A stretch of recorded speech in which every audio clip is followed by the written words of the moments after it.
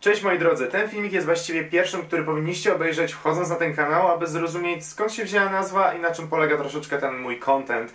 Czemu jestem tak bardzo zafiksowany na temacie osób z niepełnosprawnościami i właściwie na czym polega mój problem ze wzrokiem. Czyli dzisiaj opowiem wam, czym jest zespół Stargarda. Zapraszam.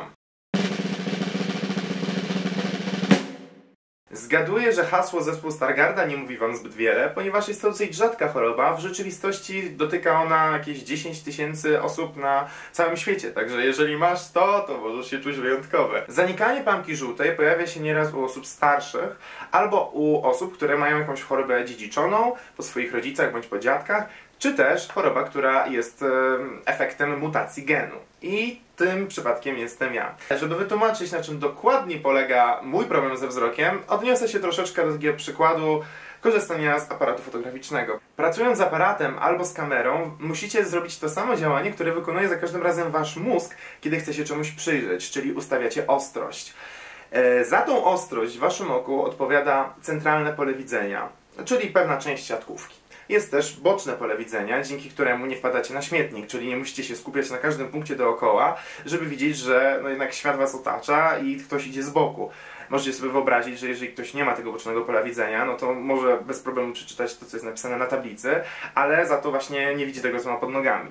Ja jestem przeciwieństwem tego przypadku, ponieważ ja nie widzę tego, co chciałbym zobaczyć, tak dokładniej. Jeżeli spojrzę się w oczy mojemu rozmówcy, niestety, ale zobaczę tylko i wyłącznie ciemną plamę, która jest, myślę, porównywalna do takiego odczucia, kiedy macie mroczki przed oczami, bo zrobi wam się słabo. No to ja mam coś takiego tylko 24 godziny na dobę, 7 dni w tygodniu, całe moje życie. W efekcie nie jestem również w stanie prowadzić samochodu, ani czytać czegokolwiek z większej odległości niż taka, bez względu na to, czy literki są duże czy małe. No bo, jak sobie możecie wyobrazić, do odczytywania tych liter korzystam z tego bocznego pola widzenia, no, które nie ma w swojej naturze ustawienia ostrości. Bardzo często, kiedy robię taki coming out związany z moją niepełnosprawnością wzroku, ludzie zadają mi pytanie, dlaczego nie noszę okularów, czy okulary nie mogłyby mi pomóc. Tylko problem polega na tym, że to nie jest tylko i wyłącznie wada wzroku, bo ja w rzeczywistości mam chyba -2, -3 w drugim oku, ale noszę okulary, które mają szkła -1,5 i chyba -75, coś takiego,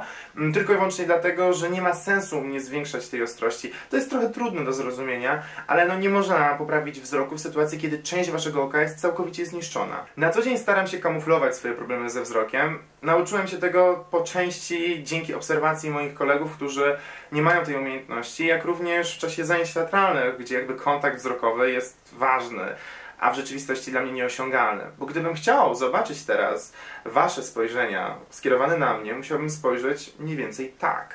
Dzięki czemu byłbym w stanie nieco bardziej dostrzec to, w jaki sposób na mnie patrzycie.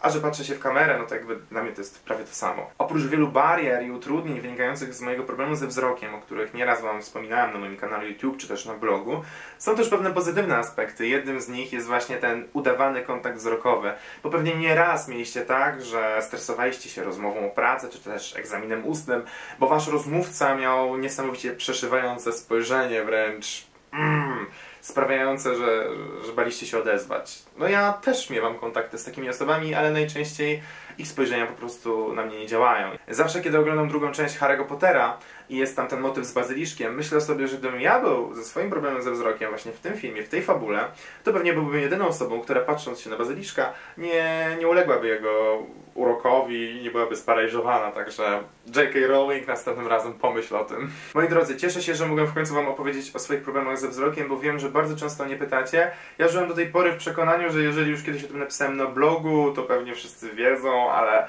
prawda jest taka, że każda nowa forma działalności, jaką chcę prowadzić w internecie, już teraz to wiem, wymaga tego, żeby pewne rzeczy były wyjaśnione od samego początku, także mam nadzieję, że teraz już wiecie. Jeżeli mielibyście jakieś pytania związane z moją chorobą, z zespołem Stargarda, napiszcie je w komentarzach, ewentualnie w następnym filmiku postaram się na nie odpowiedzieć. Dzięki wielkie i do zobaczenia w następnym filmiku.